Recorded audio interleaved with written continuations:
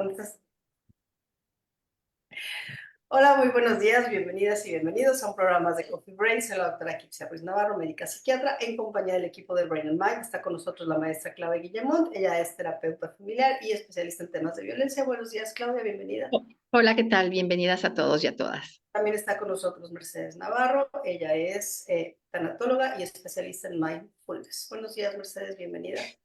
Gracias, buenos días a todos. Está también Mónica Díaz Calleros. Ella es psicóloga clínica con especialidad en terapia focalizada en emociones para parejas. Buenos días, Mónica, bienvenida. Hola, ¿qué tal? Buen día. Y como siempre, Monique de Amazon, Estrategia Digital, quien hace posible esta transmisión. Y pues el día de hoy vamos a hablar de visibilizando la depresión y vamos a aprovechar que pues el 13 de enero se conmemora el Día Internacional de la Lucha contra la Depresión. Mucho se habla de depresión, hay quien la ha puesto como una pandemia, ¿no? Y si quieren podemos usar un poquito de cifras, ¿no? Según el INEGI, y estos son pues, datos de México, 34.8 millones de personas han experimentado algún episodio depresivo en sus vidas. De estas, el 20.30% mujeres y 14.8% hombres. Siempre hemos sabido que la depresión es mucho más prevalente en mujeres que en hombres y la Organización Mundial de la Salud estima que en el mundo hay aproximadamente 300 millones de personas que padecen depresión. Y de ahí la importancia como de hacer este día y de visibilizarlo, ¿no? Les comentaba que muchos les han decidido, lo han llamado como la pandemia silenciosa porque es algo que impacta, es algo que está dentro de las principales causas de discapacidad en el mundo, pero pocas veces logramos como verla, identificarla, validarla, tratarla, darle el seguimiento que requiere. Adelante, Claudia.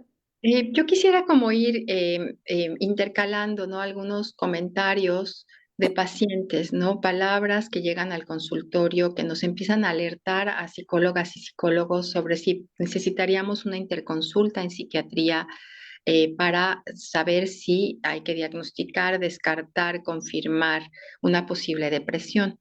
Es el psiquiatra, los psiquiatras quienes hacen este diagnóstico, los psicólogos podemos empezar a tener impresiones diagnósticas hasta evaluar con algunos instrumentos si efectivamente este paciente está ahí y algunas frases, ¿no? que he ido escuchando, las iré diciendo a lo largo del programa, cosas como es estar en un pozo muy oscuro y muy profundo y parece que no tiene fondo, un fondo que puedas tocar. ¿No? Adelante. Sí, y quizá valdrá la pena digo, puedo retomar y se me viene a la mente, es que me quedé pensando como en muchas otras frases, ¿no? Tengo una paciente que toda una vida estuvo deprimida y le llamaba el señor de la oscuridad, ¿no? En esos Ujú, momentos en los que entraba como en depresión, le llamaba el señor de la oscuridad. ujú, Es que sé que cuando viene me paralizo y me congelo, ¿no? Otras ujú, personas me han llamado como estoy en el fango, ¿no? O sea, ujú. todo es muy pesado, como si estuviera caminando sobre el lodo y los pies me inundaran, como todo cuesta arriba. Y creo que son frases que quizá nos parecen como muy, a lo mejor del lenguaje cotidiano de alguien, pero que en el fondo nos dicen, pues algo no está bien. Ujú. Adelante.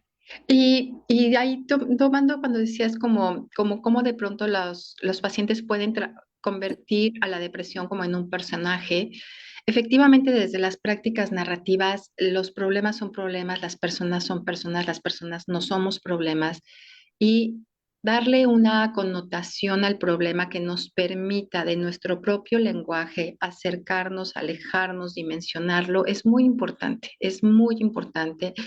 Hay pacientes que me dicen, sí es como un pozo, pero con forma de cono. Se va haciendo cada vez más estrecho y respiras menos. Y entonces, como para ir afinando como un poquito, de pronto pensamos que la depresión, no sé, como que es algo nuevo, pero en realidad es algo que está descrito desde la historia. Si nos vamos a ir, Ujú, por ejemplo, vamos para poner un ejemplo, ¿no? En el Antiguo Testamento, el rey Saúl, que al final termina como pidiendo que lo maten, ¿no? Todo parece indicar que estaba deprimido, ¿no? ujú, Y nos vamos por ahí, pues Hipócrates ya hablaba de la melancolía, ujú. Maimónides es quien lo describe ya como una entidad y así nos vamos hasta que evoluciona. Si tuviéramos que definir a la depresión, pues forma parte de los trastornos del estado de ánimo. No voy a meter como en datos mucho más técnicos, solamente me gustaría decir que todos hemos experimentado en algún momento de nuestras vidas como tristeza o un poco de desánimo, o dejamos de disfrutar las cosas, a veces por situaciones externas, a veces de la nada.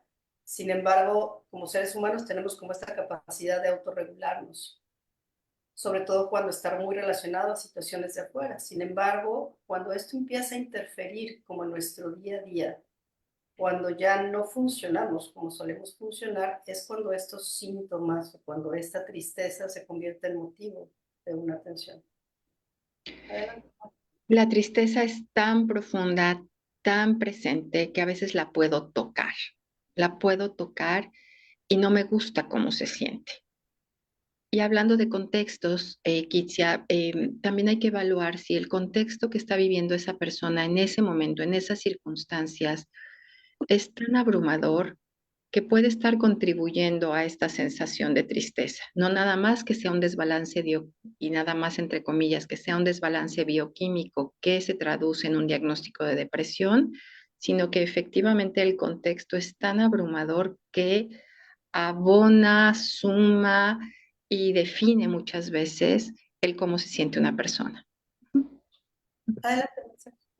Sí, creo que esto es bien importante porque siempre tu contexto, tu entorno influye, porque hay situaciones que no les puedes dar como una resolución efectiva y te mantienes en ese medio. Por una u otra razón, la vida te está impidiendo como tomar una decisión como muy, esto es lo que quiero, ¿no? Esto es lo que quiero y te mantienes en ese ambiente y al final del día va entrando esta conocida depresión, aunque no le puedan dar nombre, va esta insatisfacción, puedes empezar como con este cansancio, como ese desánimo, ¿no? Como que no quiero, aunque siga siendo funcional, pero es como ya con un esfuerzo extra, ¿no? Siendo la experta, Kitsia, ¿en qué punto con este esfuerzo de extra, ya aún tomando terapia, el paciente tendría que valorar? Necesito la ayuda del fármaco aparte de la terapia. Quizá yo me iría como, a ver, un poquito más atrás, ¿no? El primer gran reto es identificarlo. El problema con la depresión es que el paciente deprimido difícilmente se da cuenta que está deprimido. El que se da cuenta que está deprimido, en general, digo, nada más para que vean, solamente una tercera parte de los pacientes que tienen depresión es el que se va a acercar, ya sea una atención psicológica o una atención psiquiátrica. ¿Cuál es ese punto de necesitar o no necesitar medicamento? Digo, más allá como de la funcionalidad, es que la depresión, si tuviéramos que dividir los síntomas, los dividimos en muchos, ¿no? La parte del ánimo, los síntomas somáticos, la parte de los pensamientos y del comportamiento, ¿no? Hay que diferenciar un poquito con las distimias. La distimia, ya también conocida como trastorno depresivo persistente, es vivir en una tristeza, en un ánimo bajo, no disfrutar las cosas, pero no tenemos los síntomas fisiológicos o los síntomas somáticos. Generalmente, cuando ya vemos alteraciones en el sueño, cambio en el apetito, muchas quejas como somáticas, problemas para concentrarse, falta de memoria, pensamientos suicidas incluso, ¿no? Ahí es cuando es como esa línea un poco que nos habla de la gravedad y de la necesidad o no de un tratamiento farmacológico. Y es un peso tan grande, que no me permite salir de la cama. Y cuando logro a veces salir, entonces ya no puedo hacer nada. Sí, y aquí es justamente donde entran como estos pacientes que están en la rayita, ¿no? Porque cuando alguien ya no se para de la cama, pues francamente está pasando algo mal, e incluso la gente en su entorno lo puede ver y acercarse y preguntar qué está pasando. La realidad es que si tenemos como un deber ser muy fuerte, ¿no? Tendemos a ser perfeccionistas, controladores, podemos vivir toda una vida con depresión sin darnos cuenta. Claro, evidentemente, a medida que las depresiones se van haciendo graves, no solamente pueden aparecer síntomas psicóticos, que es desconectarse de la realidad, sino hay depresiones catatónicas, donde ya no es nada más la falta de energía lo que no me permite levantarme de la cama, sino también ya mi sistema motor ya no está funcionando. Entonces, pues sí, hay como niveles de gravedad en cuanto a la depresión.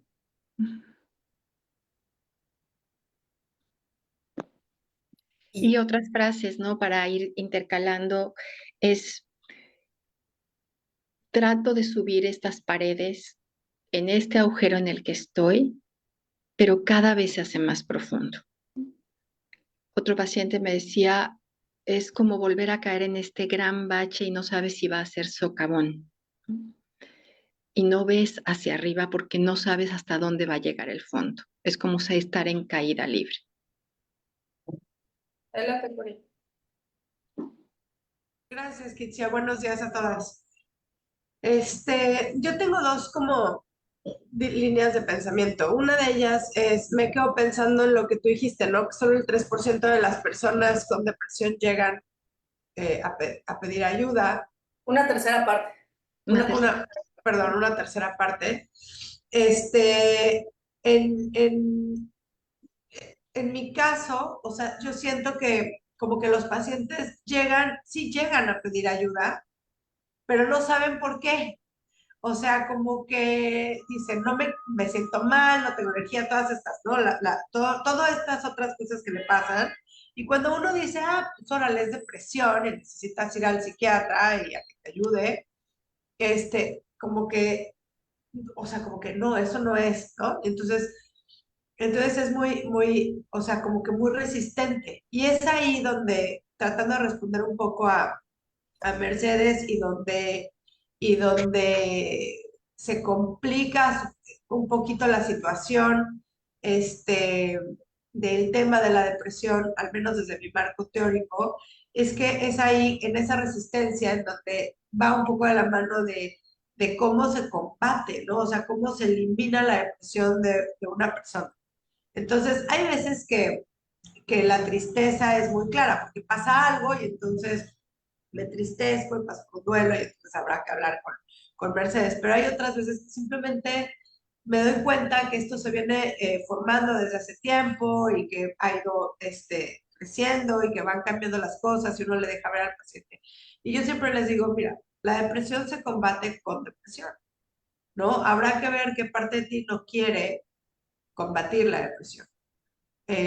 Porque desafortunadamente nosotros no nos podemos quitar nuestro abrigo depresivo y entonces irnos a trabajar o irnos a hacer ejercicio, ¿no? Entonces es seguir con nuestra vida con este peso y esta maleta enorme que es lo que pesa la depresión y poco a poco esta se va haciendo más pequeña. Y entonces hay un montón de cosas que hay que hacer para poder salir de ahí.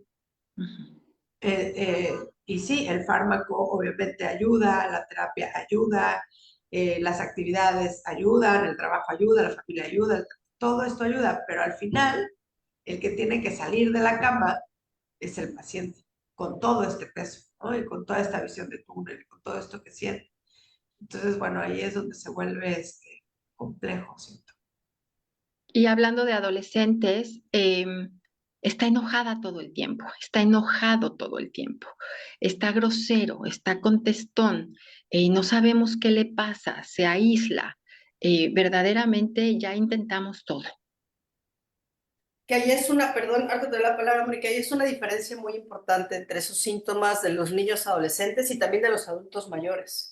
Un niño y un adolescente deprimido difícilmente nos va a decir estoy triste. Lo que vemos es irritabilidad, enojo, están agresivos, baja el rendimiento en la escuela y tienen muchas quejas de dolores de cuerpo, de cabeza, de panza, se vuelven violentos. Y los adultos mayores tampoco como están en una etapa de muchos duelos y muchas pérdidas, le echan como la culpa un poquito a eso, ¿no? Pero son estas personas mayores que se la pasan de especialista en especialista y les dicen no tiene nada.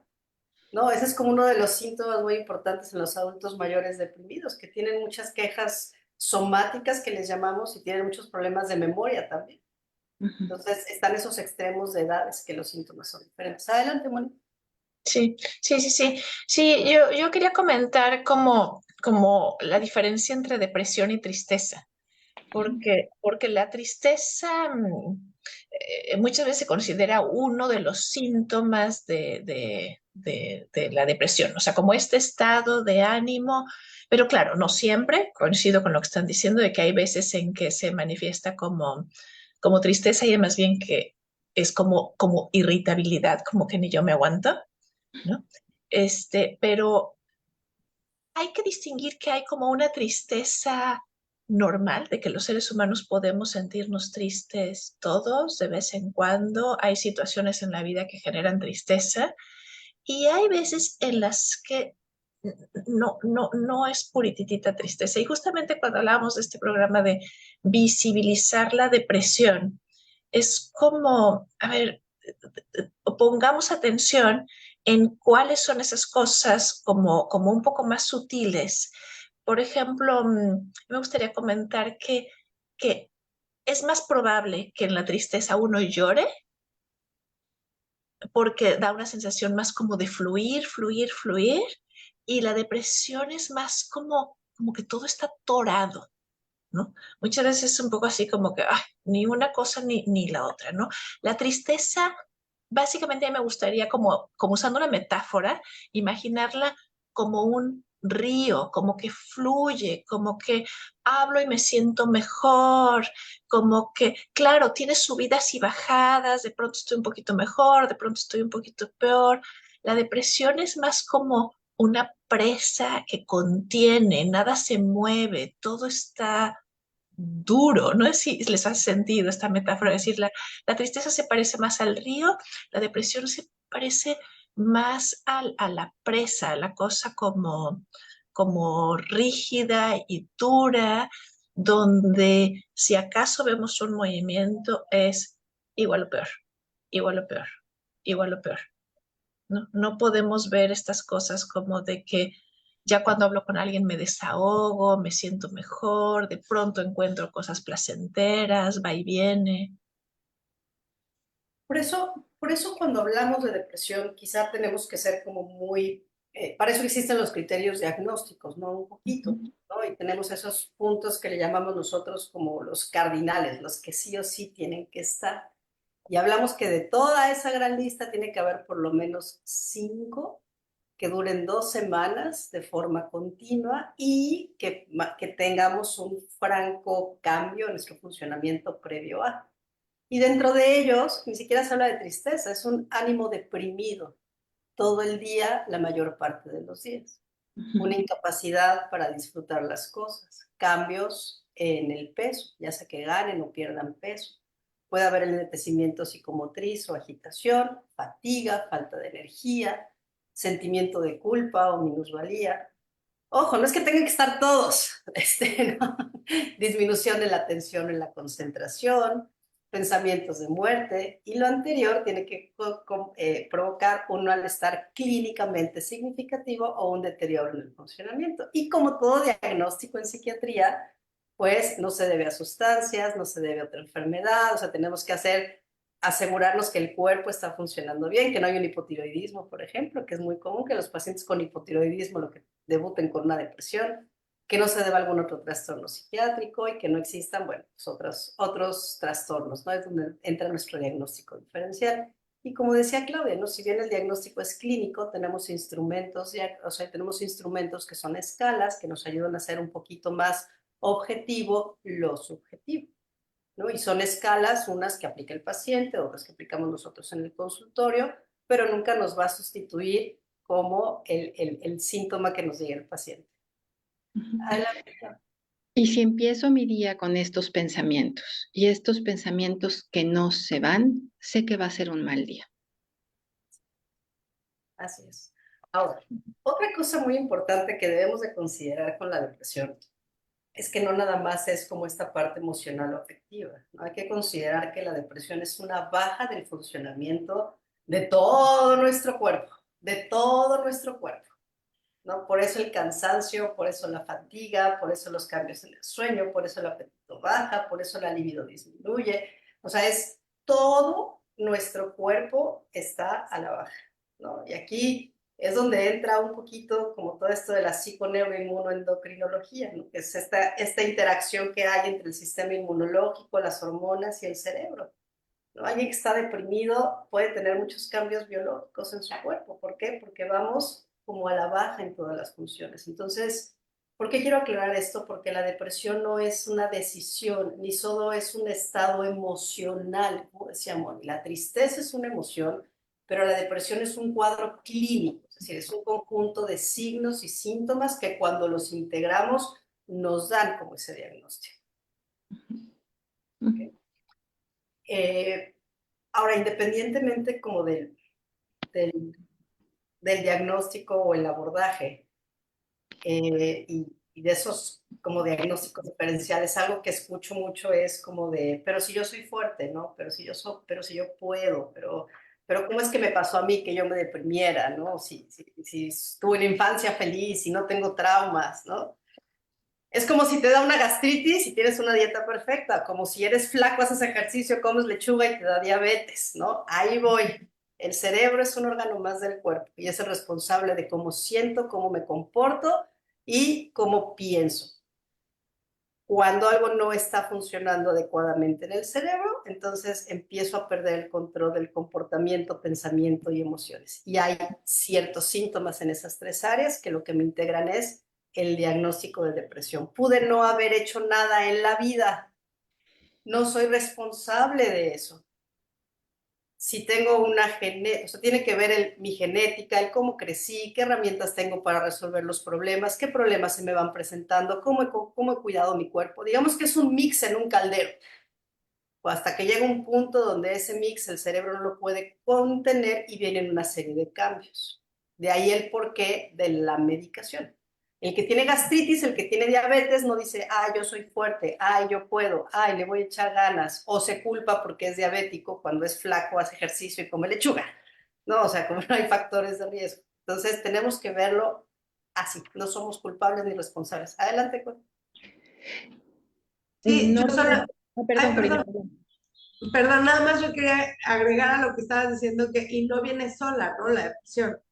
O sea, la depresión nunca, nunca viene sola, siempre viene cargada de un montón de otras afecciones, unas biológicas y otras emocionales, o sea, es una de estas cosas que es multifactorial. Entonces, se ve en todas tus áreas y nunca viene solo, o sea, nunca vienes así nada más porque estás deprimido, o sea, eso no pasa. Perdón, Clau. No, adelante, estoy con estas frases de pacientes que de pronto nos alertan, ¿no? No puedo dejar de dormir, ¿no? No es posible que tenga sueño todo el tiempo. Apenas hago alguna actividad y necesito volver a dormir. Y estoy cansado. Y estoy cansado, y estoy cansado. O del otro lado, no me puedo quedar dormido. Todo el tiempo estoy con pensamientos, estoy con algo que me hace sentir absolutamente en angustia, en esta sensación que el cuerpo no me va a dejar descansar, no puedo dormir. Adelante. Sí, sí, quería comentar también sobre la parte, o sea, como dices que los síntomas están en lo somático, en lo fisiológico, en los pensamientos y en los comportamientos también. Y, y unos afectan a otros. O sea, si uno está teniendo estos pensamientos tan negativos, ¿no? Esta desesperanza, esta culpa, esta baja autoestima, nada es suficiente, va a costar mucho trabajo moverse y empezar el día. Pues, ¿y para qué? Si ya lo haga o no lo haga, va a dar lo mismo, ¿no? Si uno no se está moviendo, si me aíslo, si no veo a personas, pues no voy a tener suficiente estimulación. Si no la tengo, pues me va a costar mucho trabajo hacer ejercicio. Si no hago ejercicio, más me voy a deprimir, ¿no? O sea, como que también necesitamos ver cómo estas diferentes esferas se afectan unas a las otras y no podemos hablar de una causa solamente por uno de esos puntitos que estamos tocando, ni de un tratamiento nada más por uno de esos puntitos. la parte de comportamiento y de pensamiento es muy importante que identifiquemos los pensamientos depresivos y que empecemos a luchar contra ellos, a debatirlos, a no creérnoslos tanto. Es importante que dejemos de hacer esas acciones que me van a mantener deprimido, pero tampoco es nada más como de échale ganas, ¿no? Échale ganas, levántate, ¿no? Si no tomamos en cuenta, o sea, es como, hay que entrarle por todos lados. Desde mi punto de vista, es multicausal, multifactorial, los orígenes están por muchos lados y la salida también está por muchos lados. También estamos entrar por todos los lados para atenderlo porque una esfera afecta a otra. Adelante, Cori. Gracias. Sí, yo es justo eso lo que yo quería decir, ¿no? O sea, ¿qué pasa o cómo? Porque esto pasa, ¿no? Entonces el paciente llega y dice, es que no puedo, no veo la salida, todo está mal, todas mis esferas están colapsando, pero al mismo tiempo está aquí pidiendo ayuda y te dice, ¿no? Me tomo mi medicamento, vengo aquí contigo, pero y no puedo y me siento mal y así. Y entonces uno empieza, ¿no? Bueno, pero a ver, es que justamente es multicausal y multifactorial y multitodo, ¿no? Entonces, nada más el chocho no te va a servir, nada más la terapia no te va a servir, nada más el ejercicio no te va a servir. O sea, tenemos que empezar a hacer cambios, ¿no? Cambios y modificaciones y ahí pesa un montón, ¿no? Y entonces es cuando uno tiene que pues recorrer su 50% de responsabilidad y es dificilísimo porque al mismo tiempo no hay energía, pero sí hay un deseo porque está acá y porque sí se toma el medicamento. Dime. Lo que pasa es que ahí intervienen como ya muchos factores, ¿no? Y déjame regresarme como un poquito atrás, ¿no? Más o menos el promedio en el que una persona con depresión tarda en recibir atención es entre 7 y 14 años. Ahí va. Nuestro cerebro se va mal acostumbrando o acostumbrando y tiene esta resiliencia de todos esos cambios que se van generando, como que los amortigua y los amortigua y los amortigua y los amortigua. Y en esto entra como la costumbre de vivir así. O sea, me acostumbro a sobrevivir, me acostumbro al pensamiento negativo. También tiene mucho que ver como con esta resiliencia, ¿no? Que puede jugar como en contra. Entonces, no importa, yo puedo, sigo adelante, voy a salir. Entonces, claro, cuando tú abres la ventana de una propuesta de hacer cambios, lo que pasa es que, uno, la parte cognitiva no está al 100%. Primero tenemos que calmar el sistema nervioso para que pueda empezar como a trabajar en la terapia. Pero también se generan muchas resistencias al cambio, ¿no? Es como, acuérdense que lo conocido es cómodo por conocido, no porque le estemos pasando bien y nos quedamos acostumbrados como estar en ese estado depresivo constante y de pronto puede asustar mucho el hacer las cosas diferentes. Yo diría el 50% de responsabilidad, yo diría el 100% de responsabilidad. Uno puede ir con el mejor psicoterapeuta, con el mejor psiquiatra, recibir el mejor tratamiento, pero si yo no empiezo a tomar el riesgo de hacer las cosas diferentes, me quedo en el mismo lugar.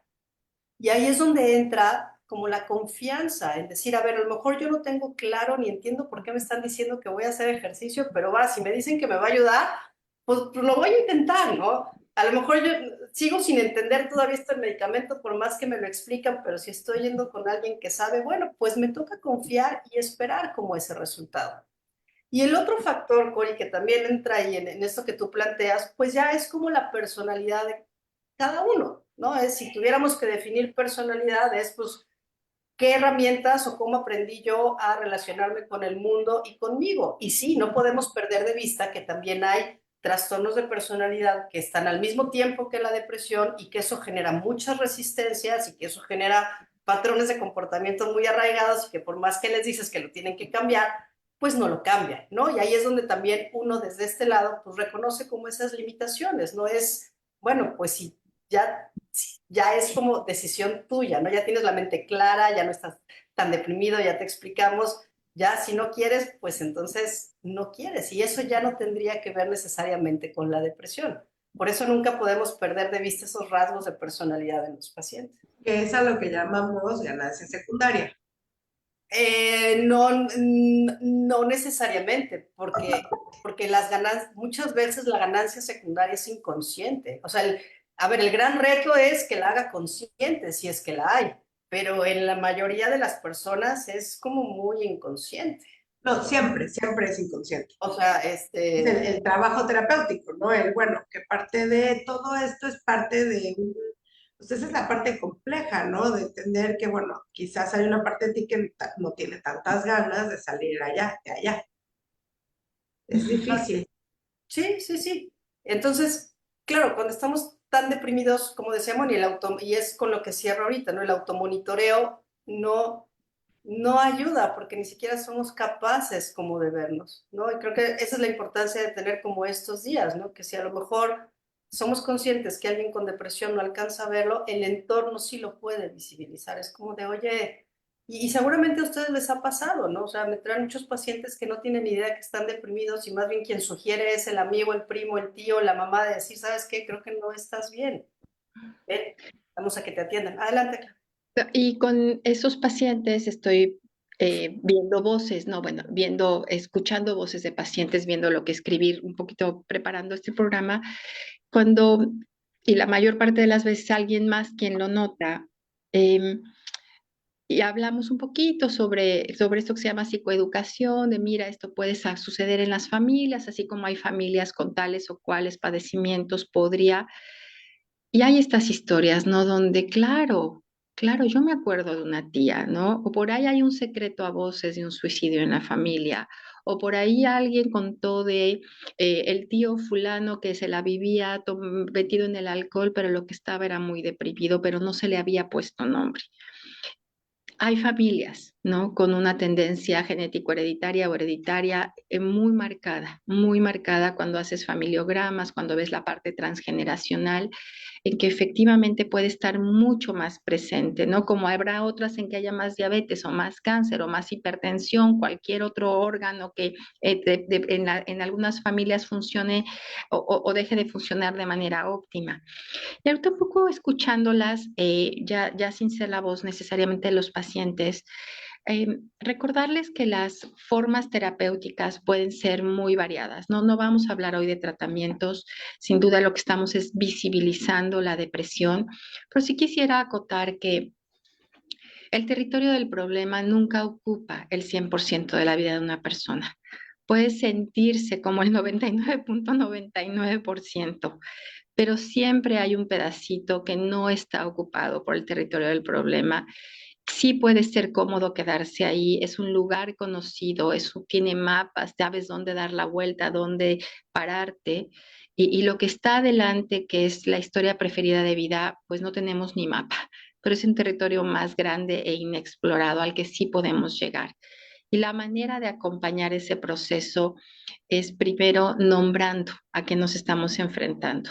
Y sí, tenemos las guías clínicas y los nombres rimbombantes y los diagnósticos como nos da un lenguaje común en salud mental, pero la voz de los pacientes, si es un pozo en forma de cono, si es el señor que se presenta, si es el pozo que tiene paredes resbaladizas, si es eh, un bache emocional, ese es el nombre.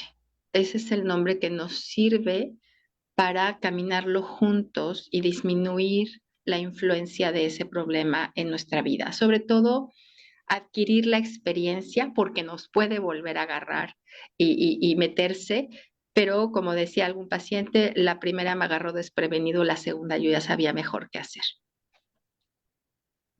Adelante, Moni. Sí, sí, sí, la importancia de reconocerla, ¿no? Ujú. De reconocerla para buscar la atención, el tratamiento lo más pronto posible.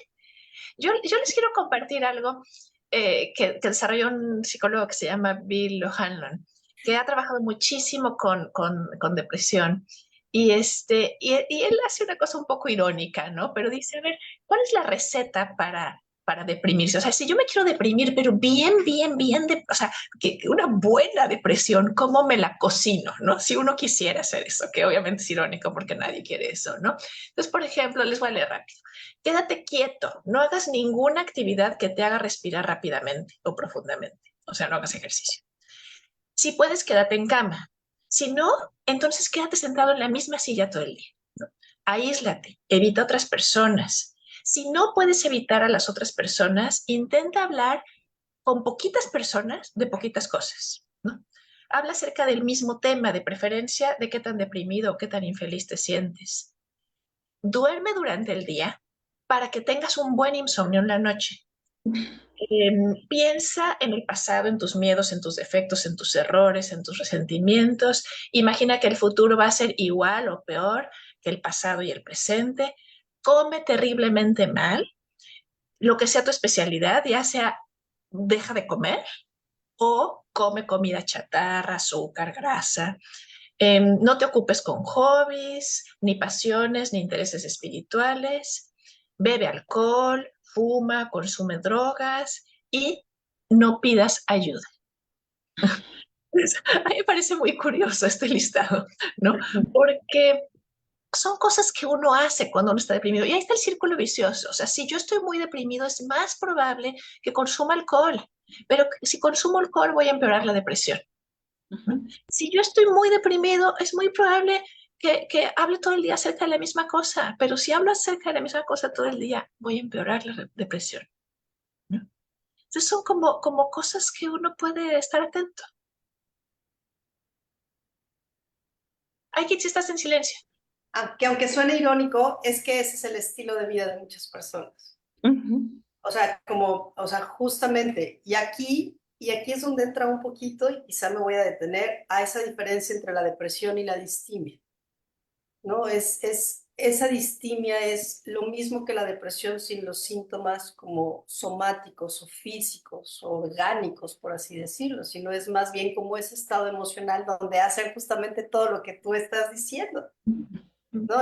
Yo no sé si ustedes visualizan a Igor de Winnie Pooh, ¿no? Un poquito, bueno, ese es el paciente distímico, ¿no? Siempre con flojera, todo es malo, todo es negativo, a donde la vida le vaya llevando, no importa si como, si no como, si duermo, ¿no? Y ahora se le llama, tiene otro nombre, que es un trastorno depresivo persistente, ¿no? ¿Por qué se sigue haciendo como una entidad diferente? Porque el tratamiento del distímico es más psicoterapia que farmacológico.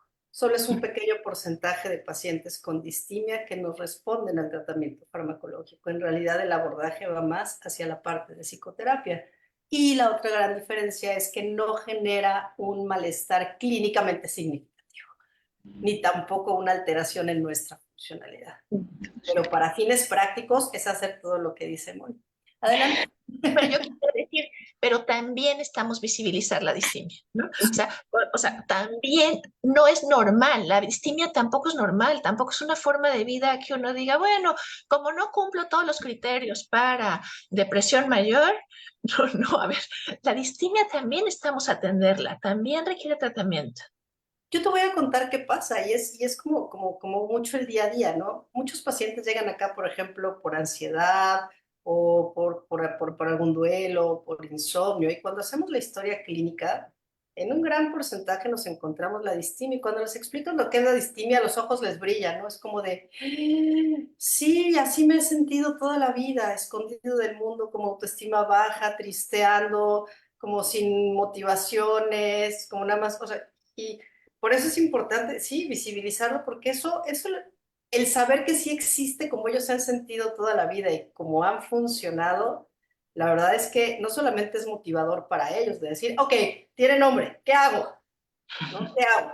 Yo siempre he dicho que cuando entendemos o le podemos poner, yo sé que sepamos todo, ¿no? Pero cuando podemos ponerle palabras un poquito al malestar que estamos teniendo, nos es más fácil agarrarnos de ese pedacito que dice Claudia, ¿no? Donde no hay, todavía está invadido y agarrarnos de ahí, jalar el hilo y entonces tomar acción, creo yo.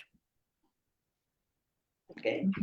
Eh, vamos a tener un programa el próximo mes donde vamos a hablar como de todo el abordaje hacia la parte del tratamiento con un enfoque quizá muy cognitivo-conductual, que pues cuando uno revisa las guías de práctica clínica sigue siendo como la primer o la terapia de elección, ¿no? Para el trastorno tanto de la depresión como de la distimia. Pero yo quisiera detenerme y hablar un poquito del tratamiento farmacológico, que, a ver, todo en esta vida tiene solución mientras estemos aquí. El día que ya no estemos aquí, ya no tiene solución. Eso no significa que el camino vaya a ser fácil, sencillo. Recordemos que la vida es incómoda, que está llena de obstáculos, pero que se puede tratar. Afortunadamente, las neurociencias han avanzado mucho y hay opciones de tratamiento. No es que tengamos como el gran arsenal de medicación, pero sí la hay. Entonces, cuando tenemos los datos en los que se requiere tratamiento, de verdad, o sea, no le tengan miedo al tratamiento. Al contrario, mientras más tiempo pasemos en atendernos y llevar un buen tratamiento, más riesgo de que se cronifique y que las complicaciones a largo plazo sean peores, ¿no? Que estar perpetuando como este malestar. Al tratamiento, bueno, ahorita está como muy de moda muchas cosas que no son farmacológicas, ¿no? Pero al día de hoy, los psiquiatras decimos que los antidepresivos es vino viejo en nuevas botellas, ¿no? Desde aquellas primeras antidepresivos que surgieron por serendipia, que eran medicamentos que funcionaban, que los utilizaban para otra cosa y que se dieron cuenta que los pacientes mejoraban el ánimo, se pusieron a investigar el fármaco y dijeron, oiga, ¿qué es lo que está pasando? Porque el que estaba deprimido y no se paraba, ahora se para. Si yo le doy un medicamento para la presión arterial, ¿no? ¿Qué pasó? Y entonces a partir del medicamento, de cómo funciona, de las propiedades, empiezan a investigar cómo pudiera impactar en el sistema nervioso central. Y de ahí surgen estas teorías de las vías de la serotonina, ¿no? Porque todos tenemos como muy ubicado a la serotonina, ¿no? Y si bien el tratamiento sigue estando enfocado a eso, lo único que han hecho los nuevos tratamientos es pues cada vez ser como más específicos a esos receptores, pero el tratamiento sigue estando dirigido a la vía serotoninérgica. Ahora, ¿qué sabemos en el presente? Que no solamente es la vía de la serotonina, el cerebro es como un engrane, y si yo muevo algo aquí, se mueve acá y se mueve acá. El tratamiento va hacia eso, pero hay muchas otras cosas que están afectadas. Y algo muy importante, y de ahí, ¿por qué identificarla y por qué tratarla? Porque un cerebro que está deprimido, que ya se deprimió, que ya recibió tratamiento, nunca vuelve a ser el mismo cerebro de antes de no deprimirse. Es como si yo me fracturo un hueso. Yo me fracturo un hueso y me pueden poner tornillos o me pueden poner un yesito. Y va a soldar, pero mi hueso ya no es el mismo. Entonces, el cerebro se modifica estructuralmente, se modifica químicamente después de una depresión. Por eso, la importancia del tratamiento adecuado, identificando síntomas de recaídas, de recurrencias, y si se tiene que tomar, y si es algo crónico y se tiene que tomar un chochito de por vida, no es porque estemos generando una adicción o porque hagamos dependientes de nosotros a los pacientes, no, es porque algo ya no está funcionando bien. Y entonces, qué maravilla que con una pastillita que me tomo yo todas las mañanas, puedo estar mejor, puedo funcionar mejor. La pastilla y los medicamentos no me cambian mi realidad. Me ayudan a tener mucho más claridad, a tener esa energía, a recuperarme para poder cambiar lo que necesito cambiar, que depende de mí. Ujú. Y ahí es donde entra un poquito lo que decías, Corina, de muchos pacientes, ¿no? Que dicen, es que pues ya me estoy tomando la pastilla y no cambio, ¿no? Pues es que, no, ojalá y tuviéramos una pastilla, ¿no? No es magia. Exactamente, no es magia, no es magia, efectivamente. Adelante. Sí, sí, sí. Sí, ahorita me hiciste pensar, me acordé de un paciente que describía una cosa más o menos así. Estaba en una relación de pareja que no le gustaba, ¿no? En el pasado ya ha tomado antidepresivos y le han caído bien y le ha sentado bien. Y entonces decía, es que no quiero tomar antidepresivos en este momento, porque ¿qué tal si tomándolo me voy a sentir bien y entonces ya no voy a terminar con esta relación? O sea, un poco como que el antidepresivo me va a esconder, ¿no? Me va a esconder que mi situación no es buena, ¿no? y la verdad es que decía, a ver, no es así como funcionan los antidepresivos, no es una cosa que te haga no ver tu realidad y ya estar feliz y aguantar todo y tolerar todo. O sea, no es así como funciona. Incluso uno de los síntomas de la depresión es la dificultad para tomar decisiones. Justamente. Entonces, si te tomas el antidepresivo que en el pasado te ha funcionado bien y te ha sentado bien, es más probable que puedas ver con claridad tu situación y que puedas tomar una mejor decisión, ¿no? Sí, Pero, pero hay muchas resistencias a veces, como si el medicamento me fuera a, me va a dormir, me va a hacer tolerar cosas que no son tolerables, me Como si va, fuera algo del diablo. y no sé si. es que, a ver, este es un buen ejemplo, ¿no? De cómo esa mercadotecnia de los años 80 con los antidepresivos, sobre todo cuando sale el Prozac, hubo una época donde la psiquiatría se convirtió en una psiquiatría de estética, ¿no? Que así se le llama como a todo ese periodo. Es como, tienes problemas en el trabajo, toma Prozac. Tienes problemas con tu pareja, toma Prozac. Tienes problemas con tu familia, toma Prozac. Tienes problemas económicos, toma Prozac. O sea, como y a partir de ahí nos quedamos un poco con esa parte, ¿no? De quieres ser feliz, disfruta tu vida, toma Prozac. La realidad es que no. Un antidepresivo no nos cambia ni nuestra forma de ser, ¿no? No nos convierte en otras personas. Seguimos siendo nosotros, con nuestras cosas buenas y cosas malas, con nuestros monstruos y demonios, ¿no? No nos va a normar o a dictar como un comportamiento, es decir, no nos vamos a hacer como robots, que es lo que mucha gente piensa, ¿no? Es que claro, como yo veo a mis amigas que toman esto y todas hacen lo mismo, entonces yo también voy a hacer lo mismo. Digo, nos da risa ahorita que lo contamos, pero es que esas son las creencias hacia el tratamiento farmacológico. Mm, O Imagínense, adicción. imagínense que tuviéramos una pastilla que nos hiciera ser otra persona o que nos dictara cómo comportarnos, ¿no? Bueno, o sea, seríamos como zombies. ¿No? Entonces, no, ni tampoco los antidepresivos generan dependencia y adicción, como la otra gran resistencia a la medicación, ¿no? Hay gente que lo tiene que tomar de por vida y está bien, o sea, como, a ver, tengo aquí mi pisapapeles y se los digo rápidamente, ¿no? ¿Qué hacemos con el medicamento? Imaginémonos que estos legos es nuestro cerebro, ¿no? Y entonces los legos se cayeron, pero los legos tienen pegamento. ¿Qué es lo que yo voy a hacer con un primer tratamiento? Como que le pongo una prensa, acomodo los legos y voy a dejar que ese pegamento que ya tiene vuelva como a funcionar.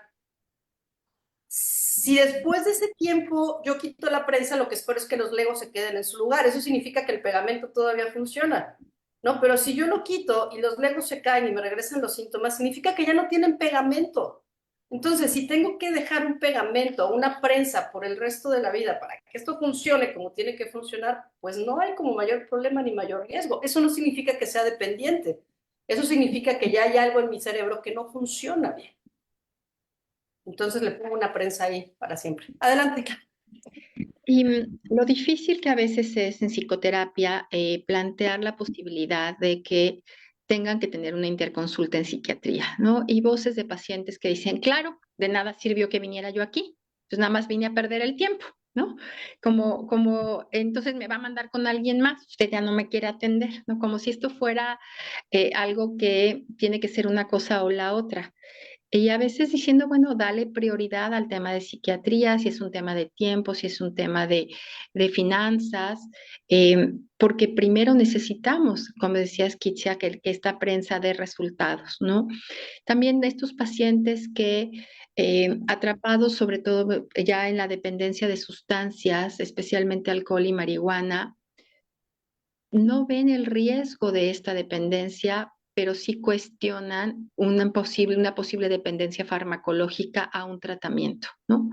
Y a veces y un poquito desde la paciencia y desde la tranquilidad y desde la psicoeducación, a ver, bueno, a ver, sí, efectivamente, hay una enorme ignorancia alrededor de los medicamentos y pues lo que toca es un poco aprender que sí puede hacer un medicamento por nosotros, ¿no? Pero son voces de pacientes que escuchamos todo el tiempo en estas dudas en cómo me atiendo mejor, por qué con el psicólogo, por qué con el psiquiatra, y por ahí en los programas que hemos hecho de Coffee Brains vienen todos estos temas ya también abordados, ¿no?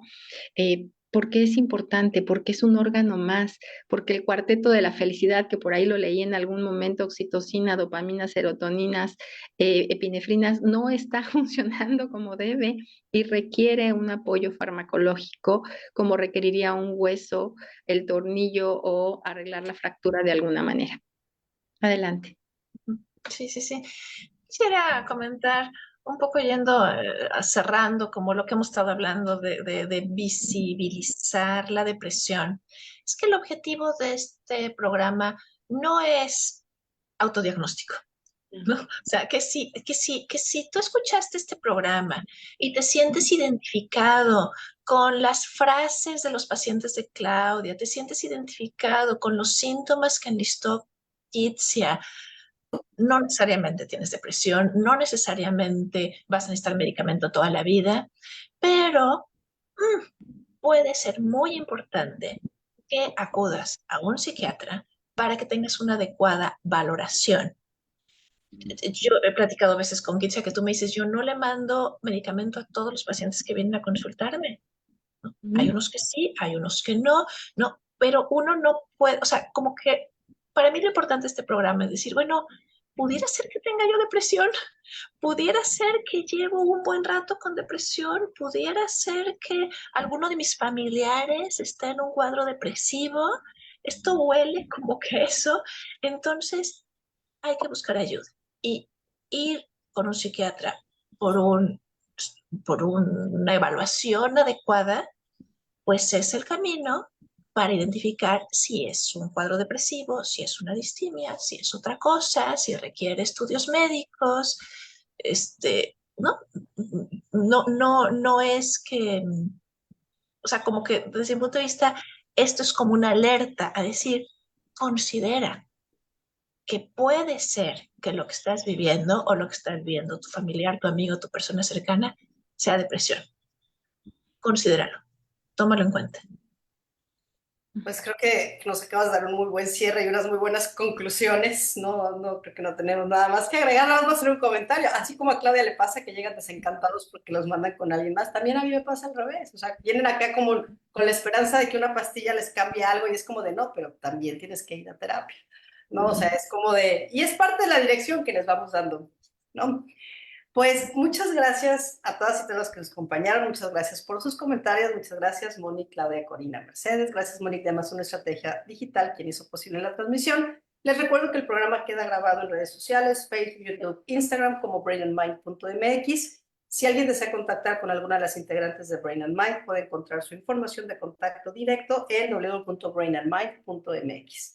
Y nos vemos próxima semana, misma hora, por los mismos medios, con el tema ¿es normal tener ansiedad? Gracias, hasta la próxima.